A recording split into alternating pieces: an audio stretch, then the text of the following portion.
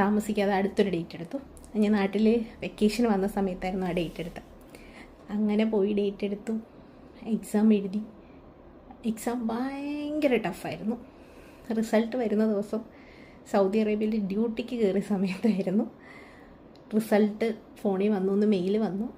ആരും കാണാത്തൊരു സ്ഥലത്ത് പോയി ഒറ്റയ്ക്കിരുന്ന് പ്രാർത്ഥിച്ചുകൊണ്ട് തുറന്നു നോക്കിയപ്പോൾ 3 ബിയും 1 C+. ഏതാണ് C+ എന്ന് പോലും എനിക്കറിയില്ല. ഞാൻ വളരെ ഞെട്ടിപ്പോയി.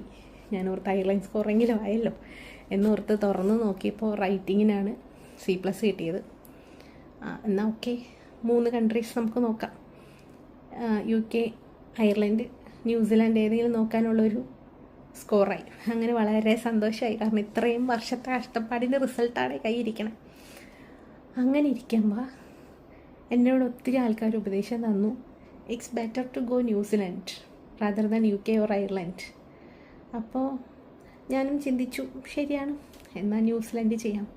ആ സമയത്ത് എല്ലാം ന്യൂസിലാൻഡ് നന്നായിട്ട് ആൾക്കാരെടുക്കുന്ന സമയമാണ്. UK ഈസ് ഓപ്പൺ, അയർലൻഡ് ഓപ്പണാണ്, എല്ലാം ഓപ്പണാണ്. അങ്ങനെ ഞാൻ എൻ്റെ ന്യൂസിലാൻഡിൻ്റെ പേപ്പർ വർക്ക്സ് സ്റ്റാർട്ട് ചെയ്യുന്നു.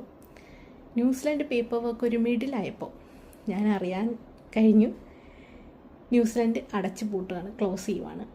അവിടെ മീൻസ് ന്യൂസിലാൻഡിൽ ആളെ എടുക്കുന്നില്ല. അവിടെ ക്യാപ്പ് കഴിഞ്ഞവർക്കൊന്നും ജോലി ഇല്ലാതെ തിരിച്ചു വരുന്നൊരവസ്ഥയാണ്. അപ്പം നമ്മൾ അറൗണ്ട് നല്ലൊരു എമൗണ്ട് ഇതിലോട്ട് ഇട്ട് നമ്മൾ ഏകദേശം പേപ്പർ വർക്ക്സും കാര്യങ്ങളൊക്കെ കഴിഞ്ഞു, CGFNS ഒക്കെ കഴിഞ്ഞു, വെയിറ്റിംഗ് ആണ്. അങ്ങനെ 2 കൽപ്പിച്ച് ക്യാപ്പിന് വന്നു. ക്യാപ്പ് ചെയ്ത് കഴിഞ്ഞ് ഒത്തിരി അപ്ലൈ ചെയ്തു, ബട്ട് എവിടെയും കിട്ടിയില്ല. അങ്ങനെ